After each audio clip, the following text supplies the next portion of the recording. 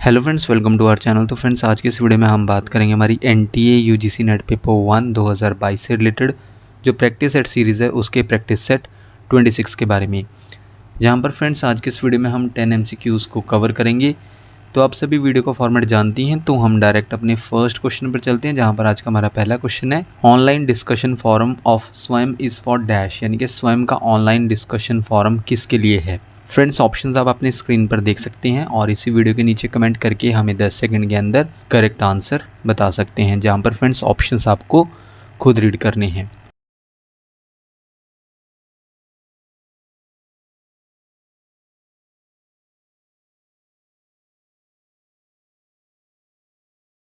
स्वयं का online discussion forum इनमें से किसके लिए है। Option A clearing the doubts, यानी कि संदेहों को दूर करने के लिए है। डाउट्स को दूर करने के लिए है स्वयं का ऑनलाइन डिस्कशन फॉरम। इसके अलावा फ्रेंड्स आपको स्वयं टॉपिक पर एक सेपरेट वीडियो ऑलरेडी चैनल पर मिल जाएगी। अगर आप वो वीडियो को देखना चाहते हैं तो उसके लिए आप चैनल पर विजिट कर सकते हैं, या फिर आपको इसी वीडियो के नीचे डिस्क्रिप्शन बॉक्स में और इसी वीडियो के नीचे टॉप कमेंट में, यानी कि जो वीडियो का पहला कमेंट होता है वहाँ पर भी इसका लिंक प्रोवाइड करवा दिया जाएगा, जहाँ पर आप लिंक पर क्लिक करके स्वयं टॉपिक पर वीडियो को देख सकते हैं। इसके बाद हमारा नेक्स्ट क्वेश्चन है, क्वेश्चन नंबर सेकंड में आपको बताना है according to new com dash is not so much important in communication cycle, यानी कि न्यू कॉम के अनुसार संचार चक्र में डैश इतना महत्वपूर्ण नहीं है।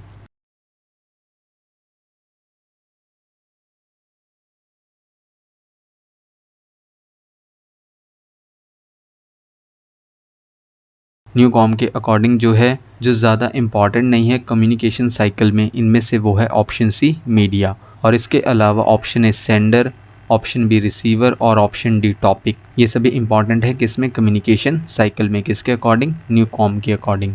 इसी के साथ फ्रेंड्स इस क्वेश्चन से रिलेटेड कुछ और इंपॉर्टेंट पॉइंट्स को देख लेते हैं।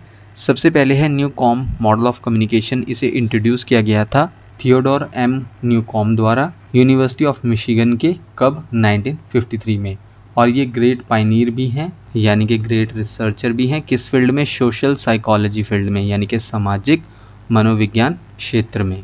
देन इसके बाद नेक्स्ट पॉइंट पर फ्रेंड्स, कॉम्स का जो मॉडल ऑफ कम्युनिकेशन है इसे ABX मॉडल ऑफ कम्युनिकेशन के नाम से भी जाना जाता है।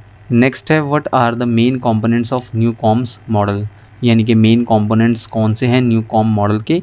इस मॉडल में शामिल है 3 एलिमेंट्स। सबसे पहले है A यानी कि सेंडर, B यानी कि रिसीवर और X है मैटर ऑफ कंसर्न या फिर टॉपिक यानी कि विषय। ये 3 एलिमेंट्स हैं जो कि इस मॉडल में शामिल हैं। इसके बाद न्यू कॉम के मॉडल से ही जुड़ा एक और पॉइंट है, जो रिलेशनशिप होता है किन के बीच में, सेंडर और रिसीवर के बीच में, वो सेम होता है कि कैसे जो है एक स्टूडेंट और टीचर, गवर्नमेंट और पब्लिक, और साथ ही साथ न्यूज़पेपर और रीडर जो है इंटरेक्ट करते हैं, यानी कि बातचीत करते हैं। यानी कि इस मॉडल के अकॉर्डिंग सेंडर और रिसीवर के बीच रिलेशनशिप जो है ठीक वैसा ही होता है जिन एग्जाम्पल्स के बारे में हमने बात की। इसके बाद हमारा नेक्स्ट क्वेश्चन है, क्वेश्चन नंबर थर्ड में आपको बताना है whose model of communication is mainly focused on speaker and speech, यानी कि किसका संचार का मॉडल मुख्य रूप से वक्ता और भाषण पर केंद्रित है।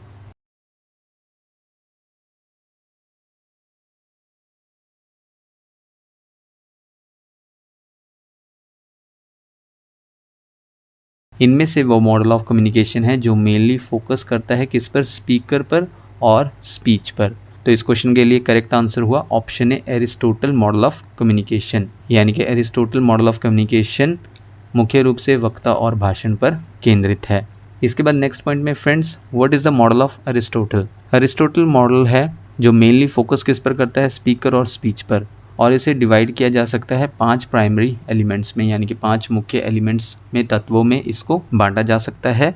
वो हैं स्पीकर, स्पीच, ओकेजन, ऑडियंस और इफेक्ट, यानी कि स्पीकर, भाषण, अवसर, श्रोता और प्रभाव। ये वो 5 मुख्य तत्व हैं जिसमें एरिस्टोटल मॉडल ऑफ कम्युनिकेशन को बांटा जा सकता है। नेक्स्ट पॉइंट में जो स्पीकर है उसका रोल होता है डिलीवर करना स्पीच किन्हें, ऑडियंस को, और ऑडियंस जो है पैसिव होती है, यानी कि निष्क्रिय होती है, विदाउट किसी एक्टिव रिस्पॉन्स के होती है, और जो इन्फ्लुएंस्ड होती है स्पीच द्वारा, यानी कि प्रभावित होती है भाषण के द्वारा। कौन, ऑडियंस। इसके बाद हमारा नेक्स्ट क्वेश्चन है, question number fourth, which of the following is the correct full form of ERNet।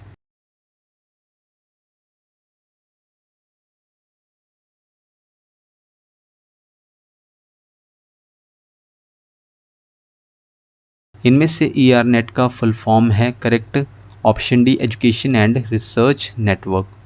जहाँ पर फ्रेंड्स ERNET इंडिया ये क्या है, national research and education network है जो डेडिकेट किया गया है सपोर्ट करने के लिए जो ज़रूरतें हैं रिसर्च और एजुकेशन कम्युनिटी को कंट्री में, तो उसके लिए समर्पित है ERNET इंडिया जो कि एक राष्ट्रीय अनुसंधान और शिक्षा नेटवर्क है।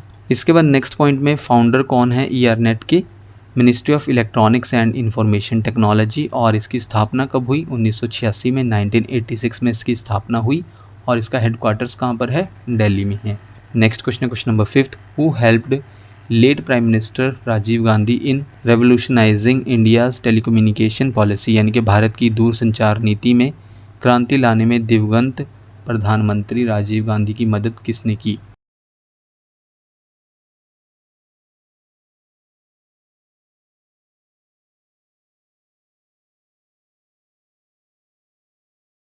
इनमें से उनकी मदद की भारत की दूरसंचार नीति में क्रांति लाने के लिए ऑप्शन बी सैम पित्रोडा ने। सैम पित्रोडा ने स्थापना की और फर्स्ट चेयरमैन थे किसके, इंडिया के टेलीकॉम कमीशन के, और इन्हें जाना जाता है father of India's computer and IT revolution के नाम से भी।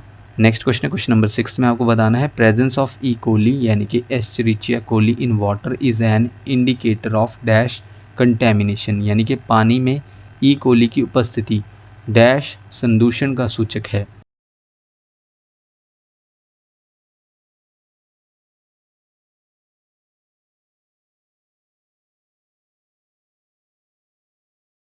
इनमें से वो है ऑप्शन ए सीवेज यानी कि मल, जहाँ पर ई कोली का फुल फॉर्म क्या है, एस्चरिचिया कोली।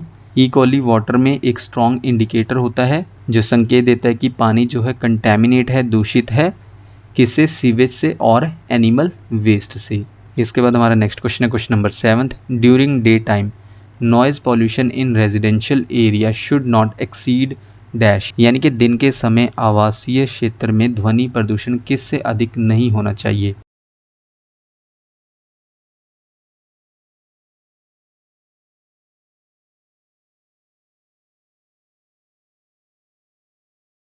दिन के टाइम में जो है नॉइज़ पॉल्यूशन रेजिडेंशियल एरिया की अगर हम बात करें तो ऑप्शन बी 55 डेसिबल से ज़्यादा नहीं होना चाहिए। तो इस क्वेश्चन के लिए करेक्ट आंसर हुआ option B 55 decibels, in short DB। अगर हम इस क्वेश्चन को थोड़ा डिस्कस करें तो सबसे पहले इंडस्ट्रियल एरियाज़ की अगर हम बात करें तो जहाँ पर अनुमति दी गई है कि लिमिट जो है 75 डेसिबल से ज़्यादा दिन में और रात में 70 डेसिबल से ज़्यादा नहीं होनी चाहिए, और कमर्शियल एरियाज़ में 65 डेसिबल्स दिन में और रात में 55 डेसिबल से ज़्यादा नहीं होनी चाहिए, और साथ ही साथ रेजिडेंशियल एरिया में दिन के टाइम 55 डेसिबल्स और रात में 45 डेसिबल से ज़्यादा, इससे ज़्यादा नॉइज़ पॉल्यूशन यानी कि ध्वनि प्रदूषण नहीं होना चाहिए। जहाँ पर फ्रेंड्स DB क्या है, यानी कि डेसिबल एक लोग एरिथमिक यूनिट है जिसका यूज़ किया जाता है मेजर करने के लिए यानी कि मापने के लिए साउंड लेवल को।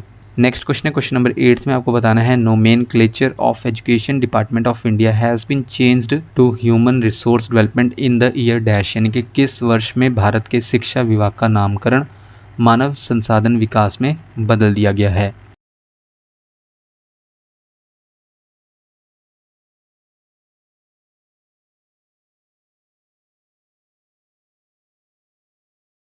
इसे चेंज कर दिया गया ऑप्शन बी 1985 में, यानी कि भारत के शिक्षा विभाग का नामकरण कब बदल दिया गया, 1985 में।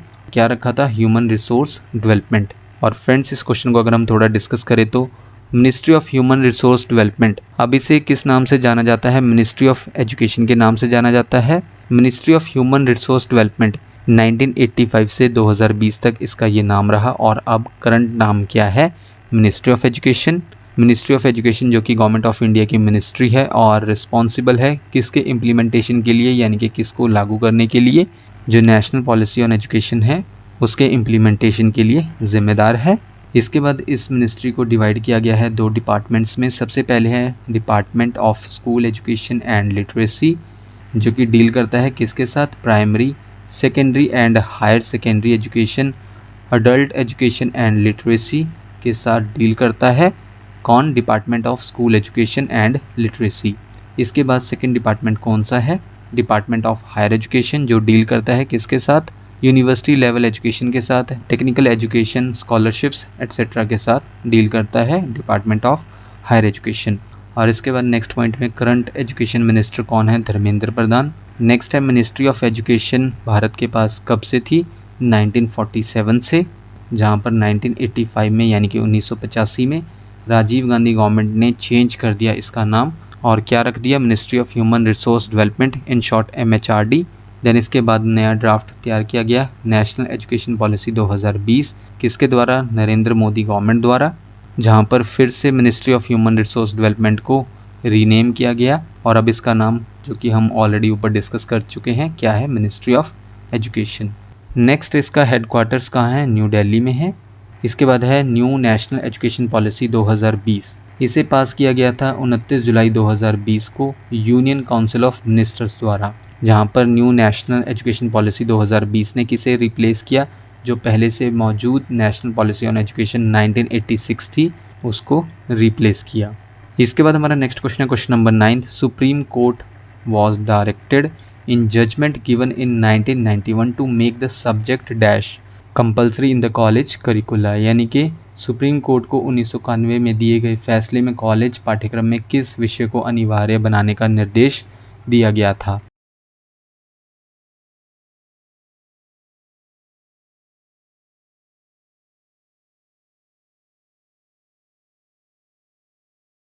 सुप्रीम कोर्ट को 1991 में दिए गए फैसले में कॉलेज पाठ्यक्रम में इनमें से वो सब्जेक्ट है ऑप्शन बी इन्वायरमेंटल स्टडी यानी कि पर्यावरण अध्ययन को अनिवार्य बनाने का निर्देश दिया गया था, जहां पर फ्रेंड्स इन्वायरमेंटल एजुकेशन को मैंडेट किया गया, अनिवार्य किया गया एज अ कंपल्सरी सब्जेक्ट सभी स्कूल्स में और सभी कॉलेज पाठ्यक्रम में कंट्री में।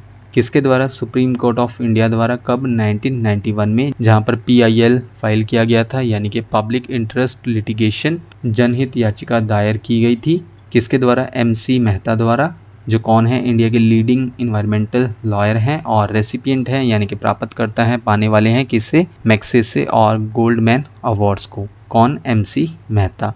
और फ्रेंड्स आज का हमारा लास्ट क्वेश्चन है question number 10। The university education commission 1948 recommended that there should be minimum dash working days excluding examination days in universities and colleges, यानी कि विश्वविद्यालय शिक्षा आयोग 1948 ने सिफारिश की कि विश्वविद्यालयों और कॉलेजों में परीक्षा के दिनों को छोड़कर न्यूनतम डैश कार्य दिवस होना चाहिए।